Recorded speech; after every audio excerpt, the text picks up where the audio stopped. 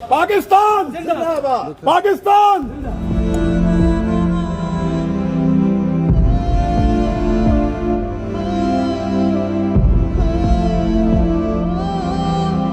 इमरान रियाज और अरशद शरीफ साहब एक ऐसी गजबनाक कहानियां लेकर आए, कोई ना कोई करप्शन करने वाला अरबों की, वो बेनकाब होता था। मेरा ख्याल है कि वो महफूज हाथों में है। बिस्मिल्लाहिर्रहमानिर्रहीम, अस्सलाम वालेकुम। मैं हूं गुलफाम चौधरी, आप देख रहे हैं IRK न्यूज़। पाकिस्तान के अंदर इस वक्त सियासी सूरत हाल बहुत गंभीर है। इलेक्शन जो है वो आने को हैं और सियासी जमातों की आपस की लड़ाइयाँ अब लगता है कि दोबारा शुरू होने को हैं, क्योंकि ये हुकूमत का दौर ख़त्म हो चुका। और उसके साथ साथ सबसे ज़्यादा जो पाकिस्तान के अंदर ह्यूमन राइट्स की वायोलेशन हो रही है, उस हवाले से और इस पोलिटिकल सिचुएशन में बात करने के लिए हमारे साथ मौजूद हैं अब्दुल्ला मलिक, सदर सिविल सोसाइटी नेटवर्क पाकिस्तान। और साथ ही उनको हम देखते हैं कि जितनी भी एक्टिविटीज़ होती हैं अदालतों के अंदर ह्यूमन राइट्स के हवाले से, वो पेश रहते हैं। उनसे हम बात करते हैं सारे सूरत हाल में हमारे साथ ही। जी अस्सलाम वालेकुम सर। बस तो ये बताइएगा, आप ह्यूमन राइट्स के मामलात को देखते हैं तो पाकिस्तान के अंदर इस वक्त बड़ी सरीहन जो है वो वायलेशन हो रही है ह्यूमन राइट्स की,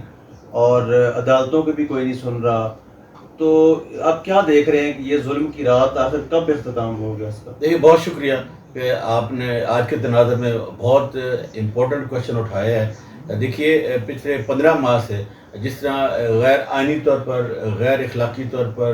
क्रूअलिटी के साथ क्रूअल जो हुकूमत चलाई गई, और PDM की हुकूमत बुनियादी तौर पर मीडिया की आज़ादी को दबाने के लिए थी, ह्यूमन राइट्स को ख़त्म करने के लिए थी, और इसमें कोई आइन और कानून नहीं था। आपने देखा होगा कि जब चीफ जस्टिस ऑफ पाकिस्तान ने यह हुक्म दिया कि 14 मई को इलेक्शन होने चाहिए, इनकाद होने चाहिए, तो किन किन इदारों ने जाकर सुप्रीम कोर्ट ऑफ पाकिस्तान में इस बात का मजबूरी का इजहार किया कि लॉ एंड सिचुएशन नहीं है, पैसे नहीं है, अदलिया के लोग हमें अवेलेबल नहीं है, मुसल्लह अफवाज के लोग अवेलेबल नहीं है, मुल्क की सूरत हाल ऐसी है। एक पिक्चर पेंट की गई कि जैसे मुल्क में बहुत कुछ गड़बड़ हो रही है, मुआशी सूरत हाल नहीं है, सियासी सूरत हाल अच्छी नहीं है, ज़्यादा इलेक्शन नहीं हो सकते। लेकिन ये 15 महीने भी इससे कहीं कम नहीं है। आपने देखा होगा कि एक ऐसा शख्स जो आज़ादी इजहार के लिए आवाज़ उठाता था, मेरी मुराद अरशद शरीफ साहब से है, उनका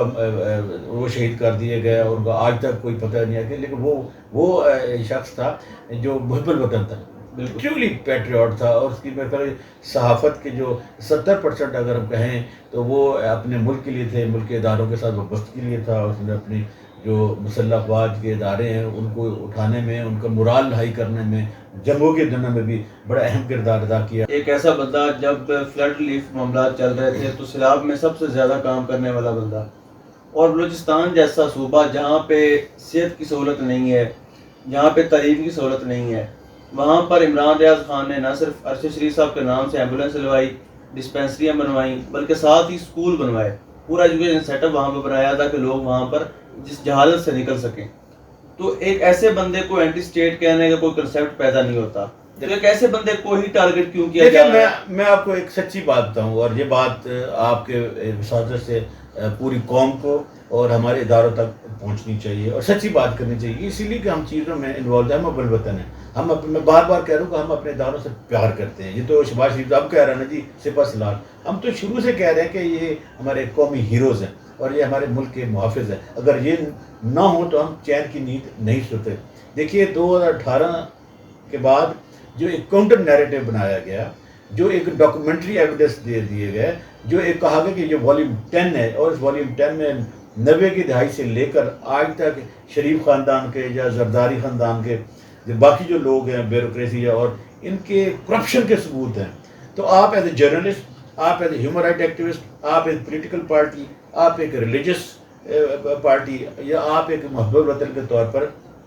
इन लोगों के कारनामों पे आप उजागर करें। और जो फ्रंट लाइन में जो उजागर करने वाले लोग थे, उनमें से इमरान रियाज और अरशद शरीफ साहब सरफहरिस्त थे, और वो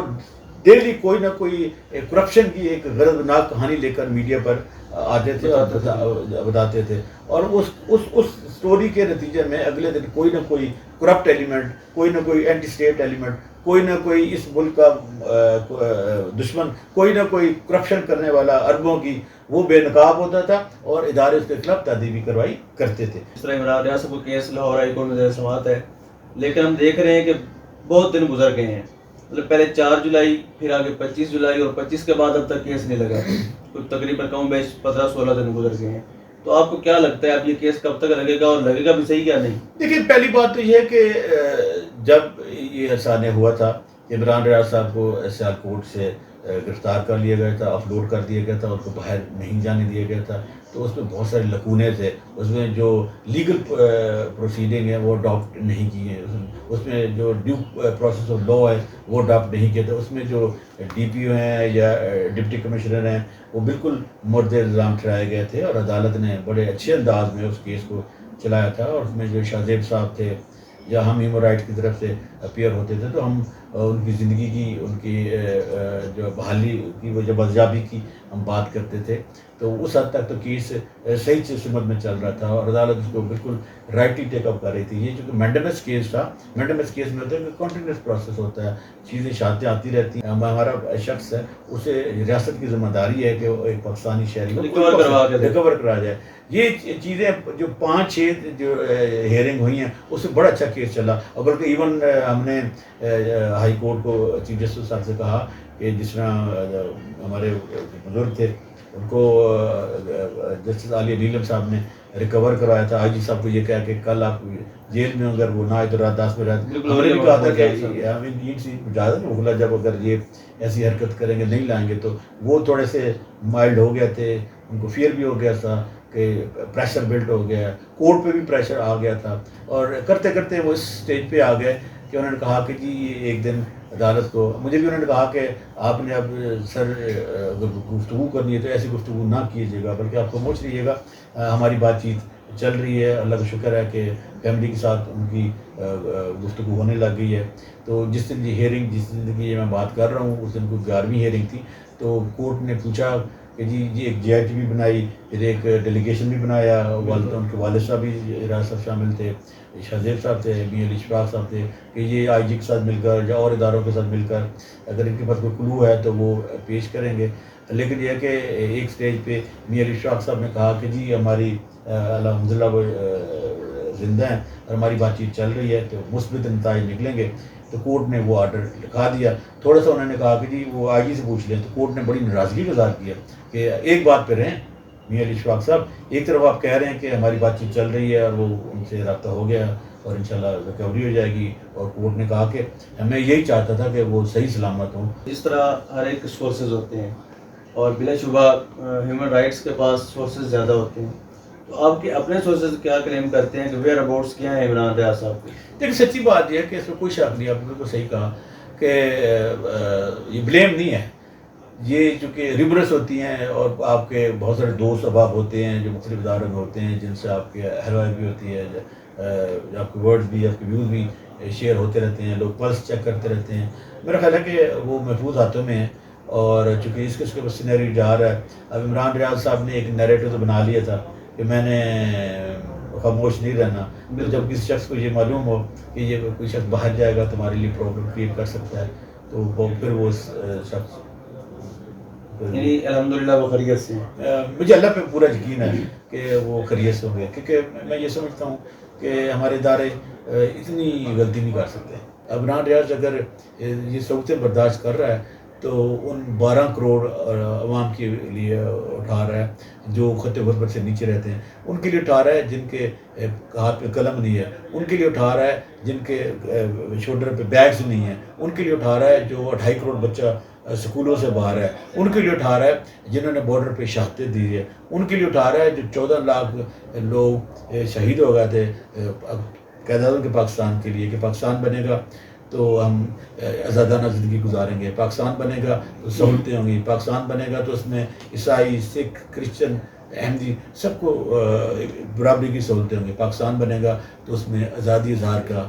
علم اٹھانا آسان ہوگا. تو ہمیں ان لوگوں کے ساتھ ضرور دینا چاہیے جو آپ کے لیے لڑ رہے ہیں, جو آپ کے لیے لکھ رہے ہیں, آپ کے لیے بول رہے ہیں. تو میرا خیال ہے کہ آپ کے لیے لکھنے والوں میں, آپ کے لیے بولنے والوں میں, آپ کے لیے آواز اٹھانے والوں میں سر فہرست ارشد شریف اور عمران ریاض ضرور ہیں. عمران ریاض کے لیے آواز اٹھانا, میں یہ سمجھتا ہوں کہ آزادی اظہار کے پرچم کے لیے آواز اٹھانا ہے. عمران ریاض کے لیے آواز اٹھانا سچائی کے لیے آواز اٹھانے کو مترادف ہے. عمران ریاض کے لیے آواز اٹھانا انسانی بنیادی حقوق, اللہ تعالیٰ کے جو بنیادی حقوق ہیں, اللہ تعالیٰ جس شخص کو زندگی دیتا ہے اس شخص کی آواز اٹھانا